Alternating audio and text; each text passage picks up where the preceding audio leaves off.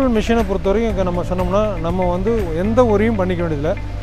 But production wise so better quality wise நம்ம வந்து highway டிபார்ட்மெண்ட்லேயே ஆகட்டும் பிடபிள்யூ டிபார்ட்மெண்ட்லேயே ஆகட்டும் அவங்க எந்த மாதிரி அக்ரிகேட் அவங்க லைக் பண்ணுறாங்களோ அந்த அக்ரிகேட் பெட்டராக கிடைக்குது.